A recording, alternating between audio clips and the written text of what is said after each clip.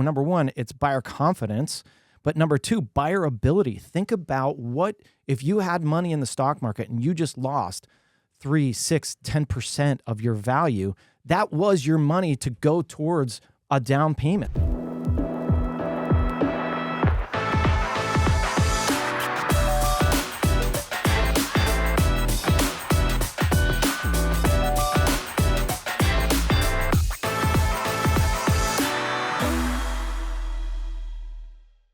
How's it going, everyone? Welcome back to another episode of the Shawn and Matt Show. My name is Matt, that is Shawn, and welcome to our show. Shawn, in today's episode, we're talking about all of the punch pieces, the tariffs, the interest rates, the stock market, Doge, back to work. I mean, we just have like a litany of items that we got to get to. I mean, what a Debbie Downer. Oh my gosh. Well, on the flip side, we got to wish you a happy birthday. Oh, thanks, buddy. Big 5-0. I know. How does it feel? Honestly, guys, it feels so weird. I want to tell you that anybody that's younger than me, I am 50, right? And you don't look 50, and I'm not just saying that. Yeah. Like, there's all the memes where it's like, when I was a kid, this is what a 50-year-old looked like.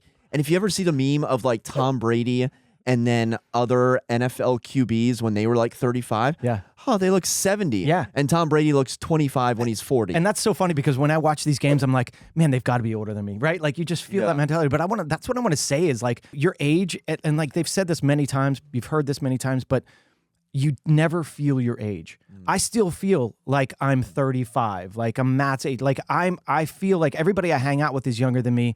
I don't feel the age that I am, and I don't think you ever will. And I talk to people that are older than me, 60, 70. They're like, yeah, I still feel like the same person, but it's just that your body ages, time goes by. So be nice to the guy in the bar that's sitting there and he's the old guy because he still feels like you know what I mean? So anyways. All right, let's get into the episode. I want to first start by looking at the weekly market update. Now, we're not going to go line by line like we've done in previous episodes, but I just want to paint a broad brushstroke of this is what we're seeing in the DC market. Okay. New listings are up. Percent of active properties with a price drop are up. New pending contracts are up. However, they're not up at the same level that new listings are up. So new listings are outpacing new pending contracts, okay? Showings are down. So that's the equation, right? We're getting a lot of new listings. We're getting more price drops. We're getting, quite frankly, a lot of new buyers going under contract, not at the same pace. And then we're getting significantly fewer showings across the DC region. There were 16% fewer showings compared to this week a year ago. So, Shawn, what are your thoughts on kind of those numbers and what you're seeing in the market? Yeah, I mean, I'm feeling it. And I talk to agents every week, different agents trying to feel what they're feeling, and they're feeling the same thing. It is definitely a drop in showings. And it's so funny because it's pockets. There's little pockets. There's some listings that are going really well. They're getting multiple contracts. How do we know what pockets these are? What price points? What can you tell us? So, for instance, there was a property over in Waverly Hills, Arlington, Virginia, $1.4 million. I felt like it was underpriced. It probably was slightly underpriced. It got 11 offers. Yeah, 11 offers. That seems like a good pocket. That's kind of always going to be strong. It's always going to be strong. But what would be an equivalent weak pocket? Like what price point in Arlington, dare I say, single-family house may be overlooked? Would it be that like 1.8?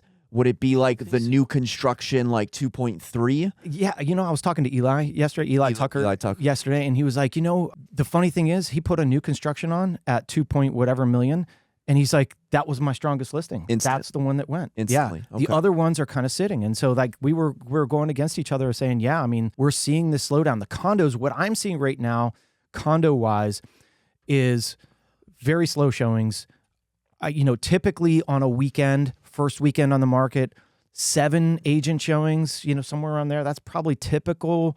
I mean, and the condo market is completely different than the single family market all the time, right? The condo market is slower. It's more consistent throughout the year, whereas the single family market, we see big spikes.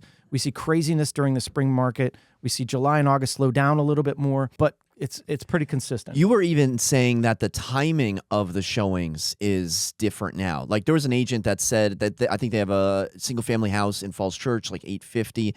And, it would be agent request on Friday to see it Friday night, agent request on Saturday to see it Saturday afternoon. Whereas a couple of years ago, those requests are coming in Tuesday to show it, Thursday afternoon, the first opportunity it's on the market. Yeah, that's the thing is, so there was a strategy that I was using where I was coming soon for 4 or 5 days, right? And that strategy was to get the showing scheduled for like Thursday. You come on Thursday and boom, the showings are already scheduled because you're in a coming soon status.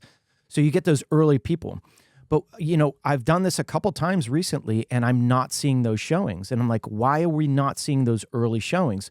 And so that kind of got me back to, all right, well, what's going on in our market? What has changed in the last 3 years or the last 3 months compared to the last 4 years?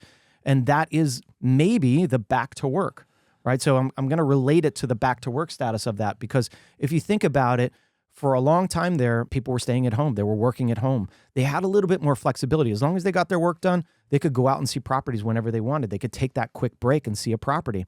And that gave us agents, we were working more during the week. I was anyways. I was showing properties Thursday, Friday, Wednesdays. Like it was a lot more during the week. And now I'm starting to see that happen where it's a little bit slower during the week, but then the weekends are more compounding because that's when people have their free time now.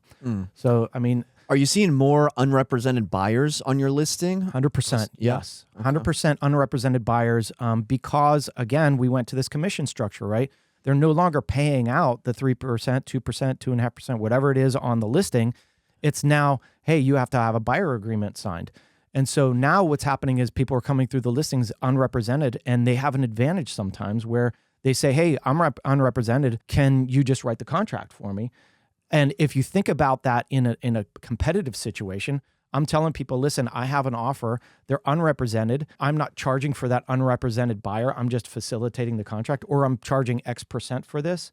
Do you think it's also easier to work with some of these unrepresented buyers than some of the agents that are out there? Yeah, 100%. I actually have one under contract right now where the guy's unrepresented, and he had a 2.5% advantage. Yeah.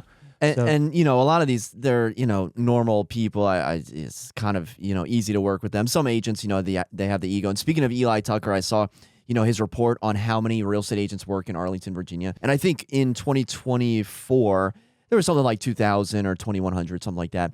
In 2021, there was like 2,800. Wow. So there was, a 26% decrease in the number of agents that work in Arlington County over the course of like 2 to 3 years. And I think that number's going to continue to go down as, I think some agents will struggle with their value proposition of why they're worth what they're asking for, while some unrepresented buyers are going to be confident enough to go after these properties without representation. Yeah, number one, business is hard. This is a tough business. And, there's a lot of people that I say this all the time, like think that this is an easy job or we're overpaid or whatever it is, right? They don't know the nuances of this business. It's really difficult. Your life is taken over by business. I mean, I was blowing out my candles yesterday and my phone was ringing.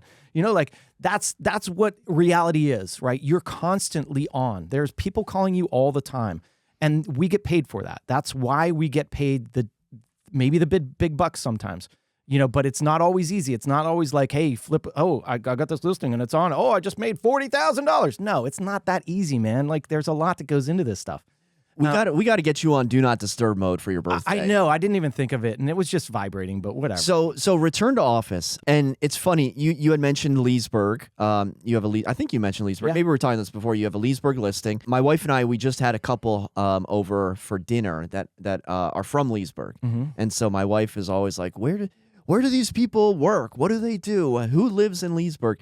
And a lot of it is people that commute to Reston or to Tysons, and I think if you can keep that commute, within like a 30 to 45 minute, bell curve of range in the DC area, it's pretty good. Yeah. To be honest, it's pretty good. 100%. But once you get, above an hour, I think people are starting to wonder about the commutes. Have you begun to have conversations with people that are moving out, moving back in? What's that like from RTO? No, I haven't had the conversations yet of people moving back in. I've had that conversation, and actually I had a reporter reach out to me to see if I had anything like that, and I don't have any examples of people moving from, the houses I've sold to them out in Loudon. Now they're coming. We need to get you a media agent. Tell the reporter to reach out to your media person. Yeah, I did. Too many requests. It's like, hey, come on. Too many requests. But, so I didn't have any examples of that, but it's going to happen. And the conversation I had when they were purchasing those properties years ago, I was like, listen, things could change. Are you okay with this commute if it happens? Because during those couple of years, the commutes were easy. They were so much down. Like there was so much less traffic around. Prior to that, we were pulling our hair out trying to get anywhere at 5 o'clock, 4 o'clock in the afternoon. And then all of a sudden during that COVID time and in the last 4 years, it's been easy. But now the back to work has pushed people back in. But that relates back to pockets, okay? And so pockets are different and different areas are doing well. And I feel that further out market out in Loudoun County, that Leesburg market is actually performing a little bit better than inside the Beltway right now. That's just my feeling. We are seeing all these properties go under contract pretty quickly. This property I put it coming soon. I have 2 registered showings so far, which is better than the ones I've had inside. I've had 0 on that pre-market. So that kind of shows you, all right, maybe these people are a little more active out there. But also, why people move out into Loudoun. If you think about it, this property is priced at $1.2 million, okay? $1.2 million gets you 5,200 square feet of living space backing to a creek. It's beautiful, right?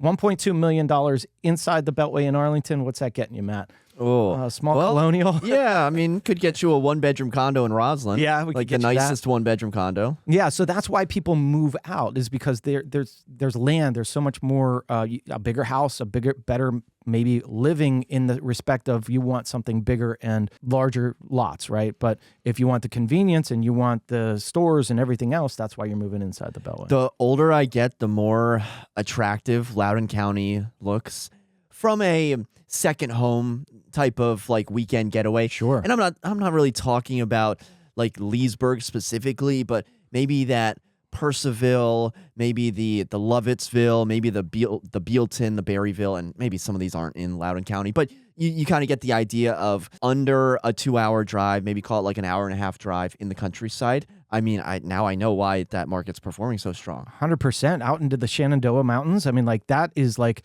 Shenandoah Valley. Yeah. But that area is beautiful. And, you've got the Potomac and you've got another river kind of connecting in there that, you want fishing, you want nature, you want hiking. It's there. It's within 2 hours and it's gorgeous, right? All right, let's talk about the T word, Shawn, and that is tariffs. Now, okay.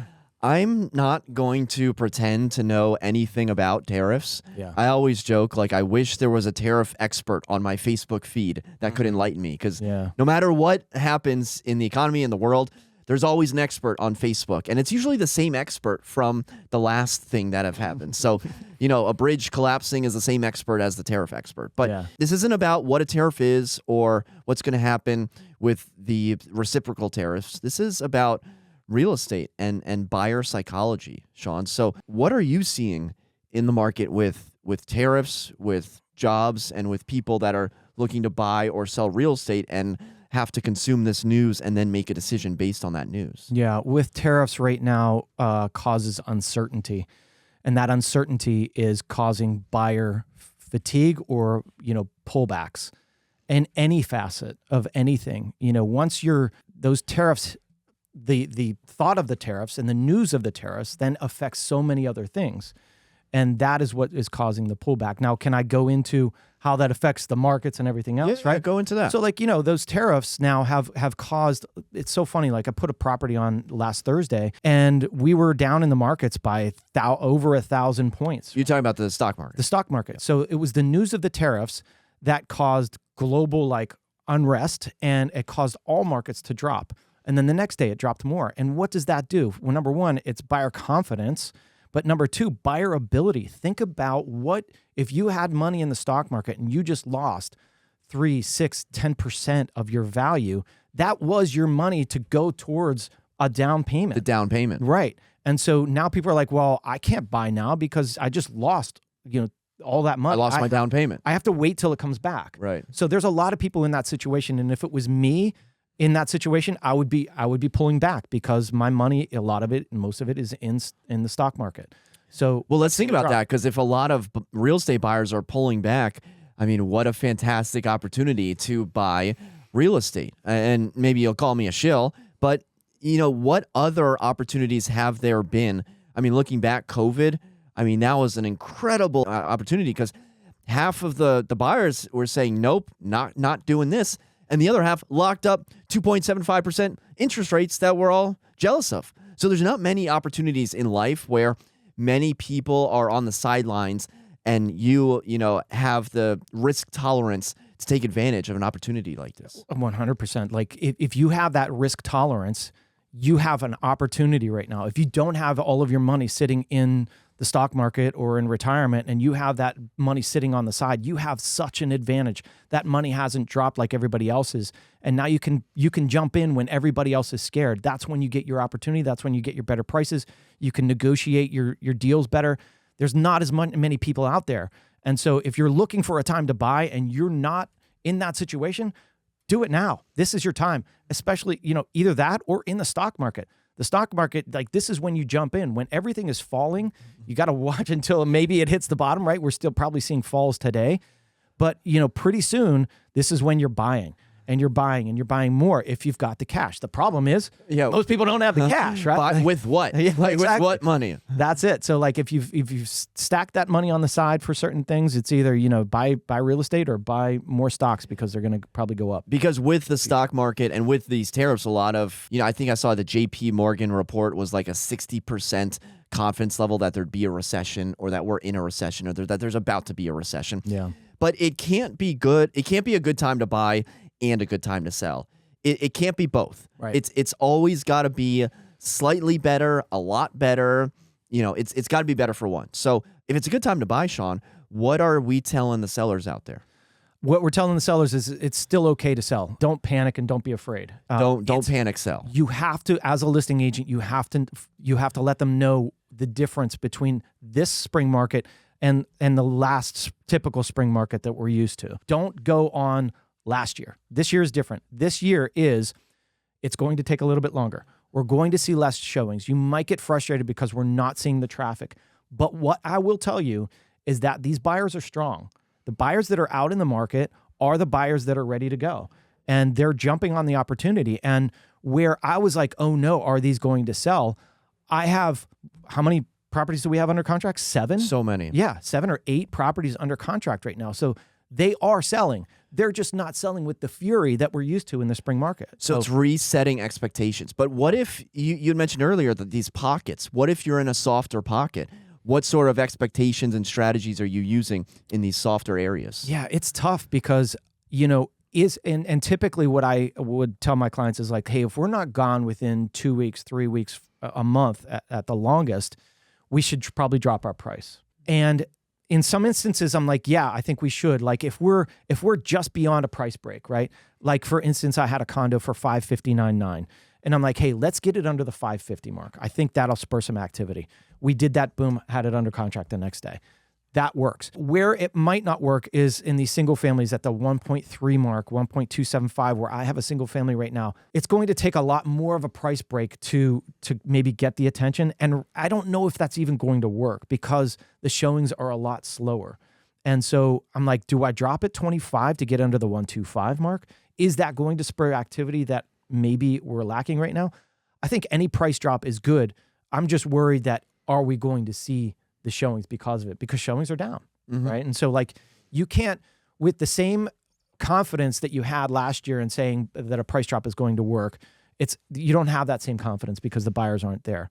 And again, I'm talking certain pockets and probably as a market as a whole, there are Arlington single families are always going to be good. Like anything under single family wise under like 800,000 out further is going to be good.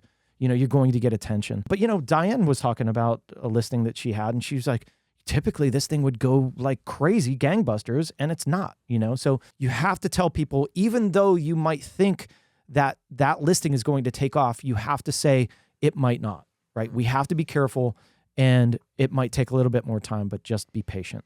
Well, I had a listing in DC at 1.5, and, it was on the market for like 35 days, where normally we'd be talking about price drops. But with the amount of showing activity, steady showing activity, I said, listen, let's just hang out at this price, see what happens. Ultimately, we got a contract. Still many contingencies to jump through, but we would have maybe dropped our price to the contract price or to possibly even a lower price had we not just hung out. So that was a good move to hold firm there. And that's the other thing. Matt's listing was, I mean, gangbusters with showings. It was insane. That was that most active showing of any of our listings by far. And yeah, that was the right strategy. It's like, we're getting the showings. I don't think a price drop is going to do anything. And we just have to get the right buyer to get in there. And you did. I mean, that's a great property, by the way. So next week, Shawn, we will finally have the April monthly market statistics across all the jurisdictions. That will be looking for that.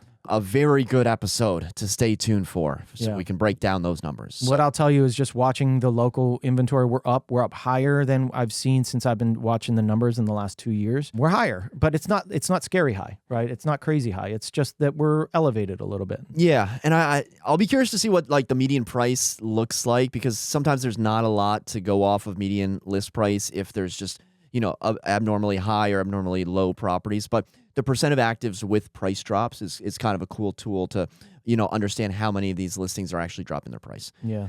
All right, well, be sure to subscribe if you haven't already so you can stay up to date on the latest episodes, including next week's monthly market update. Hit the thumbs up button if you enjoyed this video. And for Shawn and myself, thank you so much for watching. Until next time, we'll see you then. Take care.